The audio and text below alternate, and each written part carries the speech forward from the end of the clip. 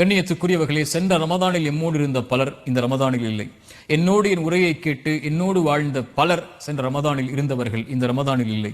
நானும் நீங்களும் இந்த நாளை இந்த ரமதானில் கடப்போமா, அடுத்த ரமதானை அடைவோமா என்று யாரும் உறுதியிட்டு சொல்ல முடியாது. எம்முடைய இறுதி ரமதானாக கூட இது இருக்கலாம். அல்லாஹ் எமக்கு பல ரமதானை அடையக்கூடிய பாக்கியத்தை தரட்டும்.